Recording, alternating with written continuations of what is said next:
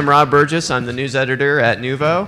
A little background about myself. I was born here in Indiana. I have worked at the Martinsville Reporter-Times. I've worked at the Times-Mail in Bedford. I then, from 2007 to 2010, I lived in Northern California. Was in Ukiah, California, worked for the Ukiah Daily Journal, Ukiah Valley Television, right in the heart of the Emerald Triangle, you may know that.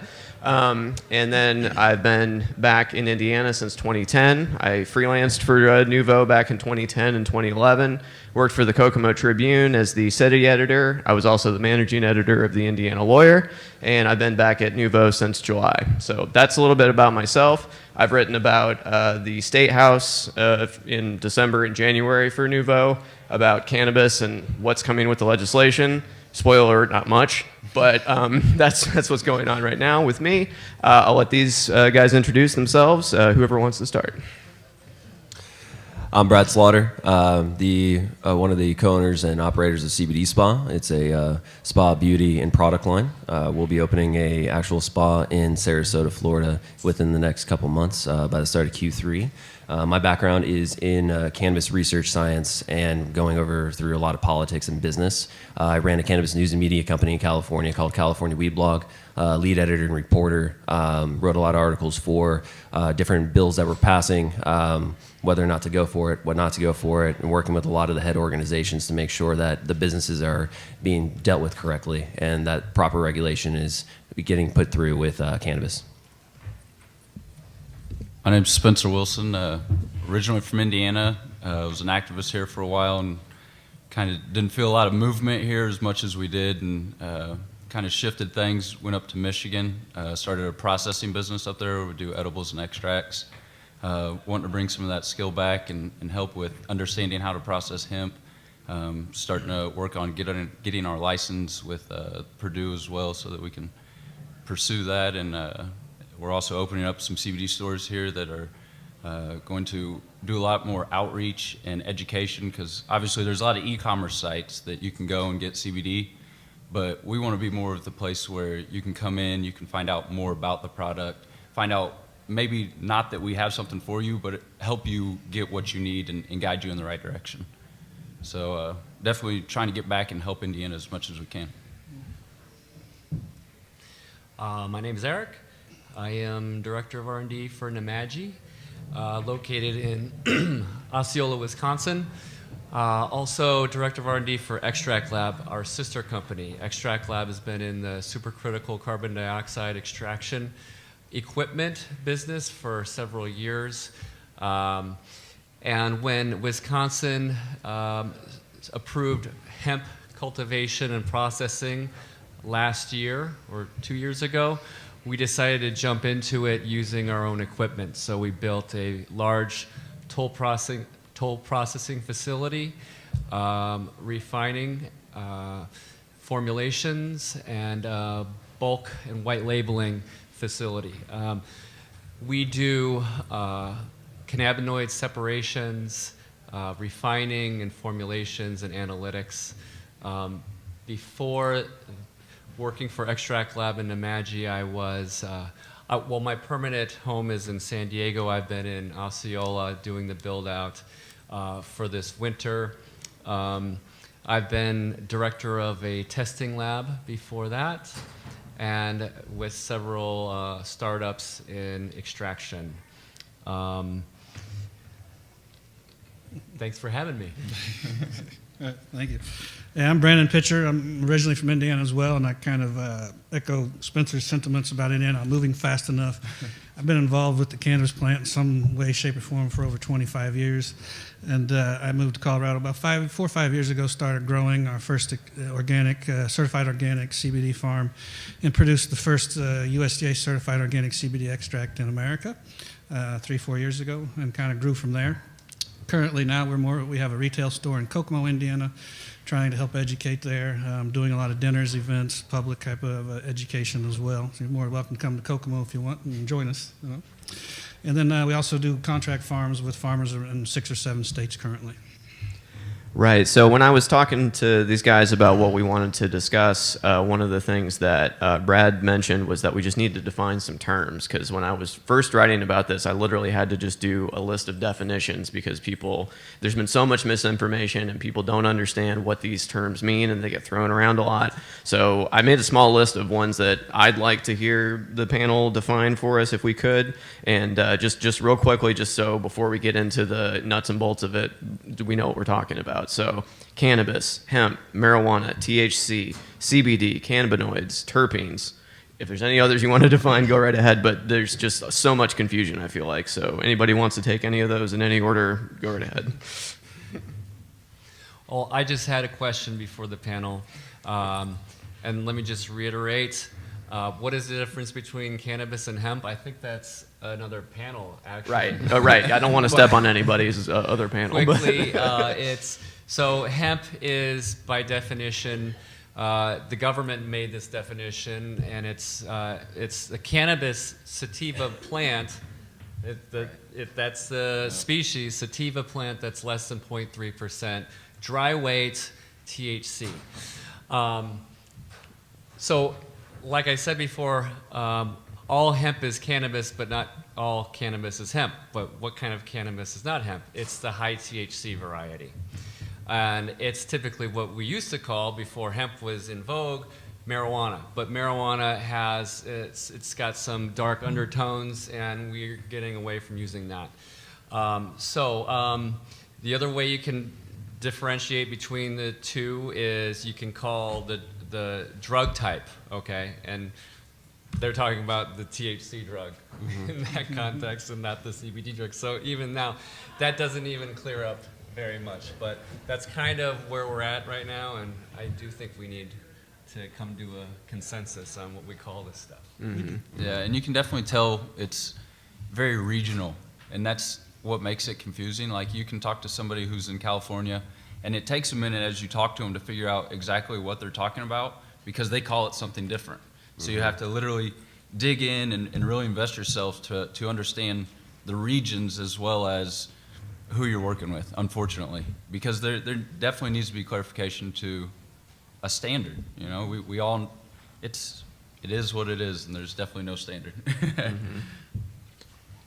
Most definitely. Part of the confusion, I feel like, has been that Indiana is so new to this, as these guys have mentioned, that there hasn't been a lot of movement, and there is movement now, but it's coming very slowly. Of course, we had the Farm Bill come through, and that federally recognized hemp. Is that correct? Is they said it was okay for states to decide what to do? Is that how we are right now? Yeah, so basically what the federal government did was they allowed hemp production to be regulated through by the states. So okay. They gave the ability to not be policed against for having that classification, and also separated hemp from the marijuana plant or cannabis plant, what it is under the Controlled Substance Act, and separated it from there. However, and this is where a lot of misconception comes from, is where people think that all hemp CBD is fine, it's legal, it's ready to be sold on a recreational basis, which is not true. You have a lot of tinctures, you have edibles, you have dietary supplements that are not allowed through through most of the states. I know there are some states that have usurped the FDA by saying that yes, this is legal. I think in Colorado is one of them, but the FDA clearly stated the day that they passed that Farm Bill that you cannot do any type of edibles, any type of tinctures, any type of dietary supplements, because we have not classified it yet. And until we come to that point, it is illegal to sell, period. Right, and then we had some confusion because if you guys have been following locally here, Governor Holcomb signed a bill last year legalizing CBD, and then there was some confusion if that was actually legal, and then it went back and forth. And then in this legislative session, we've actually had a bill. It's Senate Bill 516. Basically, it would legalize hemp farming in the state, but it could also make the CBD flower illegal. And the CBD flower has come under some scrutiny because people are now being told by the police that you can be arrested for having this CBD flower because they've tested it, and they say it comes back for it's over a certain percentage, and it's therefore illegal. So have you guys run into this in other states? Is Indiana behind the curve? What do you guys think? I run into that every day as a retail store in Indiana. CBD flower is one of our biggest sellers, and the response from the customers has been tremendous, not just in buying it, but in the actual effects that they get. And I'm across the street from our local police station, so I kind of test the waters a little bit. And I did have to talk to the chief of police and other people, and the state police have come to that decision that it's better just to just make hemp smokable flower potentially a crime instead of figuring out how to test the difference between marijuana and hemp based on the THC limits. So I don't think that's a smart thing, but that's a decision that they have made to go within that bill, which is going to harm a lot of people who've been consuming this product, legally for over the last almost year now. But the THC limits become an issue when they take testing, because if you look at testing on the street, so the cop has basically a yes or no test. It doesn't test THC levels, so it's always going to have a little THC in it on their field trials. So it's always a yes. I'm going through this right now in a big case where I had a load of hemp confiscated traveling across the nation. And one of the THC limits came just a little over 0.3, right? And they're trying to figure out, is that a crime or not? Well, it's not a crime, right? There's no intent to do it. But those are the things you're dealing with. And so in a local situation where they don't know the difference between that flower and this, they most likely will take you to jail and make you fight to prove that was CBD hemp, not marijuana, because it looks the same, So as a state, Indiana, Well, it is the same. Well, it is the same. It's exactly the same thing. It is the same. So this is what I told the cops too. They're like, you can get arrested for selling a legend drug or something, like a drug that looks like a drug. I go, well, this is not one of those. This is what we say it is, we're not selling this as something else. My only issue with the flower is if you go and you look at the flower, to me it's not safe. Like that's a lot of it's not cured properly. It looks like it's molded. As an extractor, we won't even touch that product as it comes into ours, because that can contaminate all the other product. It's not safe for the consumer. I think there's ways around that. I think if they want to take the flower, I understand as a retail store that's and for the people, if it's helping them, there's still other ways that we can help them, because if they're smoking flower, it's a combustible. We all know smoking and breathing in smoke is not good for us, right? So, if you take that factor into it, then if your goal is to help your health, that's not really helping your health in that aspect. But I do understand that, the CBD is there, it's going to carry you through smoking. It might be more of an immediate effect. But there's other ways to do that you can do it, that it's more beneficial. You'll have more effects, a longer effect, and maybe a safer consumption because of how the flower is right now. There's no standard to that flower right now. And I heard in the last panel they were talking about packaging and standards to that. If you go through the state and you actually take a QR scanner out and you start scanning some of these packages that have the QR labels on them, half of them don't even come back to the same product that it's on. And so with that, we're opening up stores and we're going through and testing everything as we're getting it, just to make sure that we put something out there that's right for the people that are getting what they pay for. And to me, that's where there's a lack right now, is there's nobody coming through. Yes, you have to have that QR code. What's it to, though? There's no follow-up to it. And we need to make sure that we're doing the follow-up for the end consumers, because those are the people that are going to be really affected by it. Yeah, to add on that, I do agree with with the smokable flower portion. It's a plant. Any type of plant matter that you light on fire and combust, it's going to have carcinogens. It's going to have that smoke that comes into your body. Even though there are studies of showing how different anti-cancer properties, quote unquote, right, sure, that they have will affect you to not have emphysema or these type of standards. Just like tobacco, it gives you that type of tar, it gives you that type of carcinogens when you smoke that plant matter. And it's also a lot easier to dose when you're doing it through like a vaporizer. You can do specific dose applications, and then when you light it on fire, not only are you, if you do it with a lighter like most people do, it's intaking butane. So you're intaking butane in that product as well. And it's not easily dosed properly. So you don't know how much of that product, of those cannabinoids, you're putting into your body and what you're getting out of it, because a lot of it gets burned up when you light it on fire. They say at a consumption rate, if you eat something, it's roughly about 77% consumption. If you smoke something, it's about 18% consumption. Right. So if you're at something where you're only going to get 3% CBD or 0.03% CBD, and then you've smoked it, and you're only going to get 18% of that, and you've taken in a bunch of smoke. It just, smoke and mirrors more or less. Yeah. Well, let me go back to that real quick, though, because the argument in Indiana is not about the health benefits of smoking. That's not why they're legalizing it. Right. It's because they can't tell the difference between CBD and THC, which is what we're talking about here. No, I understand that, but yeah. at the same point, if we're trying to make progress, if they want the flower so that we can still have other products that are available, I feel like that's one of those things where you kind of got to work with them a little bit, because for instance, I know an example where some state police went out and they're at a hemp facility, and at the hemp facility, they pulled out some of the hemp flower and they put it in an area for the dogs to see if they would hit. Mm-hmm. They were all saying, no, the dogs aren't going to hit on it. Well, the dog hit on it.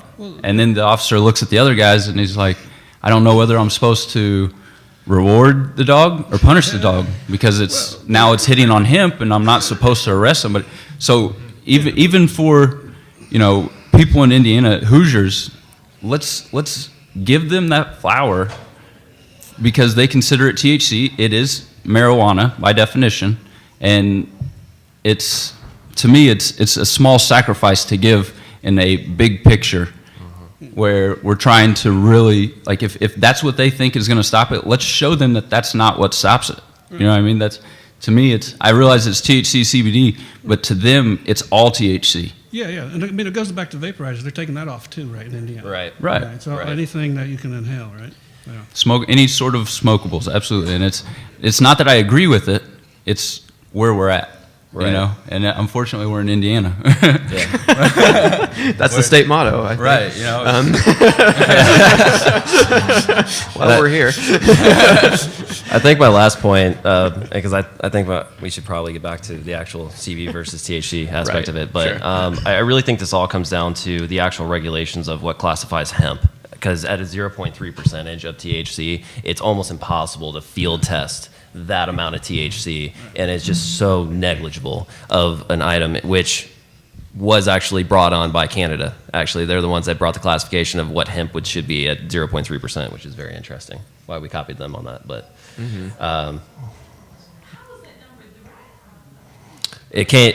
I don't know the direct history of it, but it derived from regulations that Canada produced years back. Based on bullshit, yes. There's no science or logic or rationale behind it. But I believe there's some myths out there and some stories of people who had a seed that was only 0.3, right? And so they got it certified, and then they got very rich after that, let's say. Right. And so they had to go buy that seed from them. And there's also some other stories that wanted to hurt Eastern European hemp farming because they had higher THC hemp. And they had to go buy the seed from another country, So there's other myths behind it, and maybe some manipulation. Yep. Well, one thing that we ran into when we were reporting on this is people wondered if I do CBD and it has some THC in it, and I do enough of that, will it not come back on a drug test or something? And the answer I got back was kind of unsatisfying. It was like, well, sometimes if you do enough, and it's like, well, okay, I don't really know if I feel good about telling people that, but what is your guys' experience with that? Well, that's exactly why the isolate market is so huge, because the tea-free, without THC products, it negates the fear of having THC in your body when you get drug tested and you get caught or whatever, even though it's a very negligible amount of THC. Mm-hmm. It's kind of what goes in has to come out sort of theory. Like if you consume it, you're consuming it and you're testing for it, eventually it's going to pop. And a lot of times, we were talking about field tests. Unfortunately, field tests are just not what should be used right now, especially when you're putting somebody's freedom at risk. Yeah. Mm-hmm. The other thing that we were talking about before is that there's 113 of these cannabinoids, and CBD and THC are just two of them. And there's even differences in the temperatures. We were talking about how they all have different temperatures that they combust at, or if you eat it raw, THCA and THC or CBDA. Do you guys want to speak to that a little bit? Yeah. So THCA and CBDA, they call it the acidic form of the molecule. That comes from the actual live plant. So the only way that that acidic portion or the OH portion of the molecule actually breaks off is with energy, and that's through either decarboxylation of lighting on fire or by cooking it to a certain temperature rate that the energy breaks it off. And it's at a certain, I think we were having this discussion, Eric, I can't even remember what the boiling point is for it to break it off. It's it varies Yeah. for each cannabinoid, but it's somewhere around 200 C. right. And time has a lot to do with it too. It's not like if it, it's all going to. There's some kinetics to it that you have to keep it there for at that temperature for a certain amount of time for it to be completed. Right. But yeah, it needs to be. Each cannabinoid is kind of a little bit different. It needs to be heated for that carboxylate group to break off, and then it becomes the active form for CBD and THC. Now, I think what Brad wanted to talk about was the acidic forms that the plant makes are also active in certain different ways. Right. For example, I think THCA has been shown to treat some inflammatory bowel diseases like Crohn's and colitis. Yep. Same thing with CBG. But again, those are not in human studies. Those are in usually, I think the CBG study is in monkeys and some other studies are in mouse models. But I think it's a good, I think it's a good enough reason to try if someone's got something so bad as Crohn's or colitis. But then there's also CBDA, which you can talk about that. Right. Yeah. I mean, the beauty about the THCA is that it does provide a non-euphoric effect. It's once you actually take that OH molecule off, that acidic form off, is when it becomes, as Eric said, active, and that's when it affects the CB1 receptors in your brain to provide that euphoria. So having it in that acidic portion, it helps with a lot of medicinal benefits without providing that high, which is a great aspect of doing it, which a lot of companies out in California that I know are trying to isolate that from the live plant to provide a THCA product. However, it's going to still, tick on your scale of having THC. So regardless, it's A lot of whether you get times high or the not. plants will get activated just from the sun. Right, So there'll degradation. be small amounts of THC, delta 9 that are already activated before you've cut the plant down even. Mm-hmm. And I think the approved analytical method that the DEA and the government uses to measure these levels is a method called gas chromatography, flame ionization, which by just the act of testing it uses heat, so it decarboxylates it all into the corresponding neutral form. So there's no way to get around that trying to use the acidic form and think, oh, well, it's not THC, it's THCA. Right. But most labs use HPLC, which uses no heat, because we want to know how much THCA is in it, because say you're a grower, you're growing plant and you don't want to give results of THC because that might give an indication that it was stored improperly and it's old. So yeah, there's differences in analytical methods.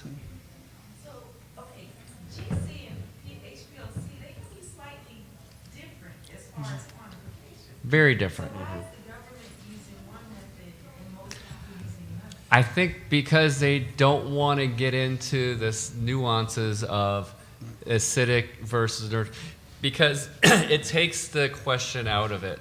Because if you test it by GC, you're going to convert everything into the neutral form. And that's the form they're worried about. Right. Because that's what it's going to end up being converted to during the manufacturing process anyway.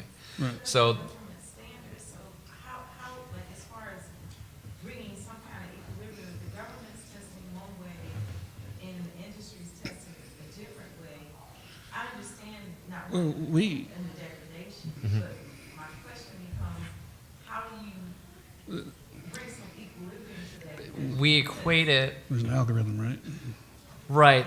Any lab, accredited lab, will give you a total THC or total CBD value. And that is simply, okay, so how do you, and okay, so percentages are percent THC or CBD for total weight of your sample.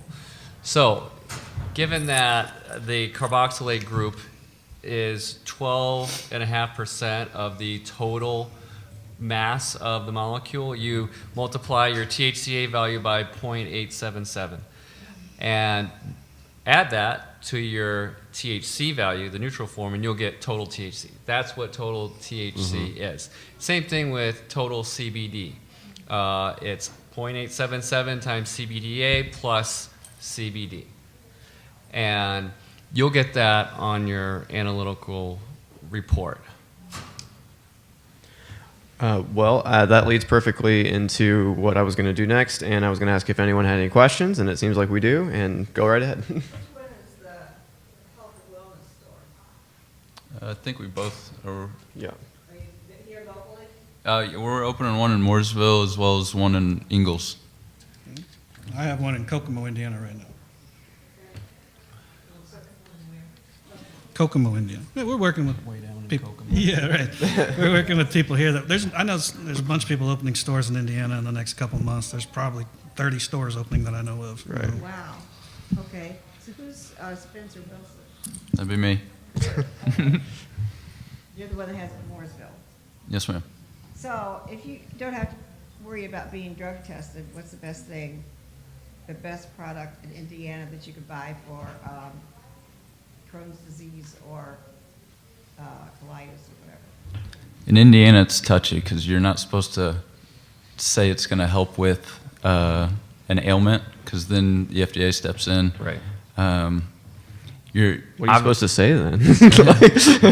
you might get help with, you Ask might receive afterwards. some relief. Yeah, so this is when we really dive into the minutia of what classifies hemp and what classifies cannabis and whether you should have a medical cannabis card to receive proper dosage. Because it takes, a lot of these studies, they're doing a massive amount of milligrams of CBD or THC or these specific cannabinoids to treat those desired effects when it comes to like Crohn's disease or massive diseases that you're trying to take care of. A 100 milligram substance is not going to take care of Crohn's disease. You need a lot higher of a dosage to take care of that process, which then that gets into the medical realm. And that's really what the biggest issue is for hemp. You're really treating hemp as a nutraceutical when you really look at it on the basis. So you can't make any FDA claims. You can't say that it's going to help anything. You can't make any type of, you can't have anybody do any, what is that called? Like testimonials. You can't do anything like that. It's just going to get you flagged by the FDA and it's going to get you shut down immediately.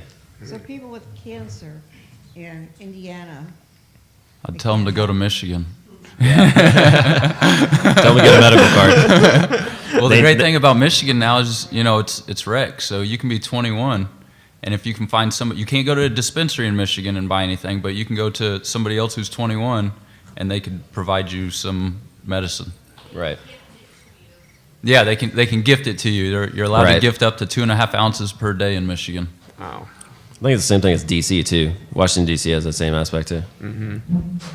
So I have a question about like the tinctures and everything. Like, how are those like still like illegal in some states? By Or are definition, they're are all illegal. illegal? Federally, they're Federally, illegal. yes. So, recent experience. I live in La Crosse, Wisconsin, and some gas stations they do sell them. Yep. Is that could they like get arrested for that, or is that just They something- can They'll just have get their their products product confiscated. Yeah. product confiscated? Yep. Oh, and then like a hefty fine. I take it too. It Most just likely. depends. It depends on the city. Okay. You know what I mean? It depends on the local ordinance. Depends on. Gotcha. So I think it was last year or 2 years ago, But you some can state police still went into buy that, Fresh it's just Time the fact here of- in Greenwood and Yeah. took product off the shelf. Nobody got in trouble, but you know what I mean? They can do yeah, if they want yeah. to, they can do it. yeah, That understandable. was the best Thank thing you. to happen in Indiana, though, Yeah. for that to happen. That's what made the Indiana come up with a state law to protect CBD. So we're actually legal in Indiana to sell Yeah, that because stuff. Yeah. where I've been seeing- I'm from Wisconsin, and then the business that I'm going to be partnering with is in Minnesota, so that's why I was like kind of like. I've been seeing How does in that- Wisconsin CBD gummies in gas stations. Yeah, same Yeah, here. they're- That's exactly what I was Yeah. gonna get at. Like I've biggest seen the issue with those, tinctures, man, I've is seen the just- gummies. I've seen like the cartridges with like the oils or whatever.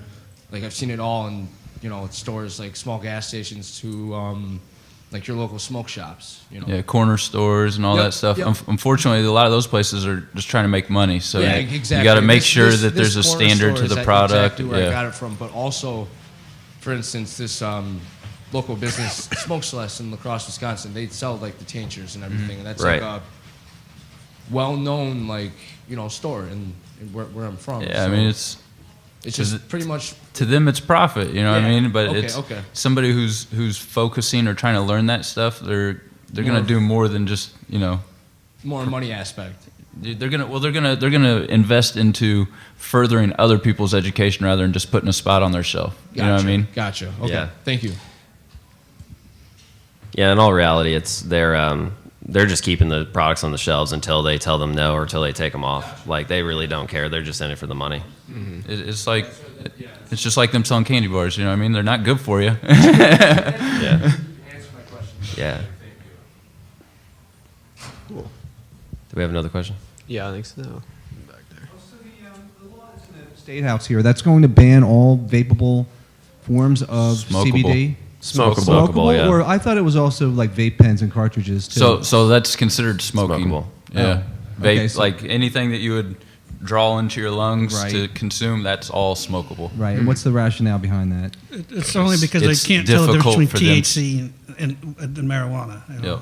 Okay, deal I with mean, I this. understand the problem with the flower, but I mean, can't with a No, I definitely disagree with the vaping aspect because you can make isolate vapes Right, that are exactly. completely Tea-free. tea-free, non-traceable, non-detected. Like I've Right. got test results that we've done in Michigan where it's 0 THC. Well, I mean, by trace, you know, I mean, you can only test to a small enough number. right. Um, Is what's it that? just like Yeah. Yeah. You can test to the 1,000th. If you can find a lab that's doing that, that's where you want to go to typically. Anybody else, you start messing with your variables and then you're messing with the end consumer again. If you're trying to make a CBD distillate vape pen, however, you're probably running into high levels of THC. Yep. Yeah. It's, you're concentrating during the extraction and refinement process, you're concentrating all the cannabinoids. So let's say your hemp starts out at 8%, and that was say, 0.25% THC. Now you've taken it to distillate, which is 80%. That's a factor of 10. And so also your THC has gone up to about 2.5%, for example. Yeah, I've seen it as high as 4.5% in Kentucky. Yeah. And so you're gonna put that into a vape pen, and I think the police Fail a drug know test. that that's something they should probably look for. They've been educated that that's where the hot distillate is going into. In distillate's definitely hard to tell the difference. You can't look at it and say this is this and this is that. That's your key Yeah. point right there for the state Right. police. I mean, I've been talking to these guys on a regular basis, the last couple of weeks, and that's just they can't tell the difference when they pull you over. And they want to make it easy on themselves. I disagree with this because I believe in freedom, and I don't believe Right. that you should be making people criminals for something that's been legal for the last year. And we should be going the other way, figuring out how to make the rest of it legal, for our people. But instead, they're doing this. So I would advise you to contact your state police and your state senators and Congress people if you don't agree with this, and talk to them and educate them, because that's all it takes. It's either, I hate to say it, it's either laziness or negligence to not want to help us and to do this to us. It's both. I call it voluntary ignorance. I feel like Indiana is full of it. You can show them the facts and they choose not to listen. By the way, the authors of Senate Bill 516 are Senator Randy Head, Blake Dory, Doriot, and Senator Chip Perfect, and I would encourage you to let them know your thoughts about that, because they're the ones. Is there any other questions? Yes. So I was wondering, like, when you were talking about vaping and being illegal in some states and not in others, so then how would that work Thank you. How would that work when, say, like, I don't even know what the laws are in Kentucky, excuse me, but if it's illegal in Kentucky and then you're driving across state lines, then you could get arrested for that? Yeah. This guy's a perfect example of that. Most definitely. And this also goes with medical cannabis too. The answer is based on the state, potentially yes. Based on state, and unfortunately, that's the issue. is Even though every the Farm state. Bill supposedly gave us protection to transport across state lines, I don't think it really gives you as much protection if you're an individual consumer trying and you're using the product inside their state lines. Maybe if you could prove that the packaging didn't get open and you were trying to get through to the next state or something, maybe. But that's how we could do it commercially for shipping. But it's a mess right now. This kind of network of state by state is hurting the industry and is hurting entrepreneurs, but it's also protecting other industries. So it all depends on how you look at it. And we really need national standards. And I think people mentioned this a few times. So for our industry to really take off and to become national or internationally recognized, we're going to have those FDA and GMP standards in place. We're going to have different, even across from the gas station to the small retail store, to the malls, to the grocery stores. They're all going to sell CBD soon. But we need that as a consumer, because if not, I sell 20 different brands and each one is different if you test them, and then if I test it, each batch is different, right? So it's not something that the consumer can rely on yet, even if the best companies are still hard to have consistency. So then the same will be true then for like anything edible. So if it's legal in one state, you're absolutely. going- so it's like a firearm, right? It just that is crazy. Yeah, you can. I mean, you can travel with cannabis with a medical card and go into another state, and they can still arrest you because they think it's illegal, even though you are medical in that other state. They don't care. They'll arrest you. Every state Period. governs themselves. So when you come into their state, it's based off of what their laws are, right? Yeah. So the same is for using. So if I use it in Kentucky and get put in the same thing. unfortunately, yep. Yeah. It's really confusing right now. There's only some caveats where like certain states actually accept medical cards from other states, and that's very, very few and far between. And Michigan will accept like 16 or 17 other states, Right.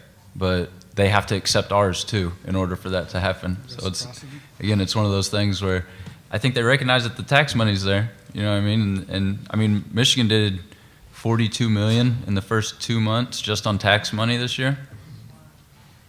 And so, I mean, really, it's just diving into the minutia of it and just being cognizant of what's going on, and just still knowing that there's still a lot of stigma. There's not any federal legalization standards. There's no regulatory standards. There's really nothing. It's still a wild, wild west. So that leaves consumers and sellers vulnerable, correct? Absolutely. Yeah. Absolutely. So stick with your state right now. Don't try to go outside of it, is basically what the answer is. And then if you're trying to ship the product, fortunately, there are, even though they still can confiscate shipped products, per the 2018 Farm Bill, you can ship or distribute products legally, no matter what state, but that's where it also gets into the field testing. Okay, what exactly are you traveling with? Is it cannabis or is it hemp? And they still are utilizing that to still arrest people, as we have over here at the end of the panel, why he's having an issue with confiscation of hemp and the illegalities of it. So it's I'll tell you a funny story about it. I mean, worst story about it. They arrested 4 people and tried to make them criminals for 15 years to life over 0.1% THC. Yep. I mean, there's something wrong with the world there today. Well, I'd rather not say yet because we're still in the case. But what's that? Just Google it. Google it. Yeah, I'll just tell you, Oklahoma. So I don't care. So, but Idaho was worse. So a couple weeks after my shipment got confiscated, they confiscated one in Idaho, and that state has a 0 THC law, so not even 0.3. So that person most likely will do time. Ours will be a civil case because Oklahoma does have a. So back to the THC thing, which would be smart for anybody here who wants to be a farmer to learn. in your state. So if you are a farmer and you're going through, so 0.3 is your thing, let's say you have a plant that runs 0.5%, up to say 0.9%, are you a criminal? Did you grow marijuana? Well, no, you didn't, right? And a lot of states will have a carve out that as long as it's under 1%, it's a civil case, not a criminal issue. And so I think one of our strains would have tested 0.5%, right? So that would have been the highest one. And so that came back, and so that's still not a crime. That's a civil penalty, issue. If that, burn the hemp and let's move on. If there's any issue there, but again, that was not. It's not a matter of testing. It changes, it ages. It's not the same. It's not static. Again, the standards don't make sense. But that's the kind of case we're in now, and that's the kind of lunacy we have to deal with state by state network. So again, if you take it from one state that's legal to another state that's legal, even in a state that's legal, they still arrest us, right? Because they just saw money, when they saw the amount and the size of that was there, right? So I think Ohio treats CBD like THC right now. So if you were to go into Ohio and you don't have a med card and you've got CBD on you, I think that's a potential criminal case. Mm-hmm. Yeah, and really at the end of the day, cannabis has been around for centuries. Forever, basically. Longer than us. It was the first cultivated crop ever. So it's the most researched plant in history. Right. We say we need to do more research. yeah, I mean that's always my favorite one. Is there another plant that interacts with our body as much as cannabis does? Absolutely not. Yeah, so it's but there's still a lot of research that needs to be delved into, especially between the differences of THC, CBD. Where even recently they just did a study where they showed THC is more beneficial than CBD is. Yep. So it goes back and forth, and there's a lot of studies that still need to be done. But the problem is since we're still delving into, once again, the minutia of cannabis itself, it's helping open up regulators to say, hey, we can still arrest people for whatever the hell we want to do. So there's a lot of money in private prisons. Case in point right there. There's a lot of money prisons. in private prisons. Yeah. Indiana's like top 3 in the nation for private prisons. Yep. Yeah, that's something we don't like to talk about much in Indiana. Yeah. But we put our pigs in prisons and our people too. Yeah.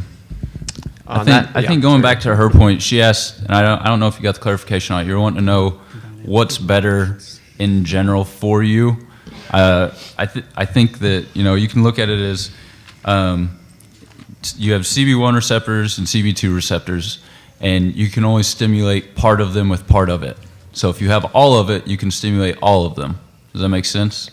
So under that, statement, a full spectrum is better than a broad spectrum because you're only going to hit part of it with a broad spectrum, where full spectrum, you're getting the full results. Does that make sense? Which is what delves into the entourage effect. Yep. Which is a panel I'll be moderating tomorrow at 12:30. Come check it out. What is full spectrum? So when we were talking about extracting the plant, when you have full spectrum, you're taking all of the plant and keeping it in a component where you're not separating the components, so it's full, and by law you'd probably just have to dilute it to some sort as a processor. Where the broad spectrum, the reason they call it a broad spectrum is because the tests can't get small enough results to show that there's still minute traces of the other spectrums in it. Mm-hmm. But a lot of times it's an isolated component. So like if you've ever heard of like isolated protein, whey protein, it's the purest form of whey protein you can get. So they do the same thing with CBD. You've got an isolated CBD product. It's the purest form of CBD you can get, but it's broad spectrum still because of the fact there's small components in there that you're not able to test for. There's small components that we don't even know about yet. I think we said there's 113 earlier, but I think now it's up to over 200 cannabinoids, and so we're just continuing to learn about it and continuing to learn. The more that they will regulate it and put stipulations on it and do follow-ups, like I know we were talking about the farmers. I know in Kentucky an issue is a farmer can go out and test their product and say that they're going to harvest in 2 weeks. Well, they might not harvest in 2 weeks, and there's no follow-up. To me, that's an issue. Like you're creating an issue for the extractors. You're creating another issue for the end consumers. Because if you say you're going to harvest in 2 weeks and you've let it go past that point, more than likely you're worried about your THC levels, and you're worried that you're going to go over that certain threshold. So you tell them I'm going to harvest in 2 weeks. They come out They check it. Okay, you're good to go in 2 weeks. Well, if you let it go past that point and you've kept growing, you're going to get really high CBD, but you're also going to get higher THC. Yeah. But I think a lot of that as a contract farmer can be solved in our contracts with the farms, and us doing the THC management of those farms, making sure that they harvest. We'll go in and do the testing. We'll go in and hold their hands a little bit, because the farmers really don't know yet, and they rely a lot on extension agents, and extension agents don't even know yet. So we've got to go in and play that role in the beginning and help them get through that. Nice. So you're saying with a full spectrum, then it would probably have greater than 0.3% THC. No, by law, it cannot if it's a CBD product. So Okay. full spectrum has all of the cannabinoids and terpenes All of them. that are represented in the flower itself. At a And legal this level. At illegal level, Yep. right? Well, it well, would be full when spectrum you make it, but then you could do THC remediation. As it's extracted, it But would then be you're still illegal. hurting the terpenes, you're hurting things. The solvents that we use to extract are non-selective, which means you can't just extract CBD because they're very similar in properties, physical properties. So whether you're using carbon dioxide, ethanol, or butane, you're going to extract CBD, THC, CBG, terpenes, and this is the full spectrum, okay, because it has that entourage effect. And medically, it's probably the best. However, legally, you cannot sell or move full spectrum oil because it has more than 0.3%. We can take out THC in processing. We can do chromatography and just remove the THC. Now it's called broad spectrum because though it's not an isolate, it has a broad spectrum, not the full one. Further, we can isolate the CBD entirely and take everything out. Now there's no entourage effect, okay? It's just crystalline 99.5 or greater percent CBD. Now you won't have any entourage, but you won't have any legal problems either. Well, of course, it's all illegal in the end, but there's not going to be any THC in there. So it's the safest option for you to buy legally and possess legally is products made out of isolate. Right. It just has CBD. Now, effectiveness, you want broad spectrum is a compromise between legality and effectiveness. Full spectrum is most likely, well, it is illegal in this state and in any state that as long as isn't it's adult use. 0.03, it's technically legal here. Right, but how do you get a concentrate that's less than 0.3% THC? Right. Well, that goes back to why I like the flower, though, because that's the truly only way to get the full spectrum in our customers right now in Indiana. That may change, but that's the only true way to get Say that again. the flower, right? The smokable flower that they're trying to make illegal. I'm saying at least let us put it in tea or do something. Let people process it themselves. Don't just ban it, right? Because it's the most efficient way to get the full spectrum into our customers today, and so that's why it's important to me to keep it on the market. Eventually, we'll get to the full spectrum, all that stuff, but the THC spikes when you concentrate, and that's what they're trying to get to. And the entourage effect that he mentioned, I don't know if everybody knows what that means. Basically means that CBD works better with the presence of all those other cannabinoids and all that other spectrum, which is why full spectrum is better than broad or isolated. Right. Also, likewise, THC works better with the other components. And it would be, if it were as simple as a synergy, we would just call it synergy.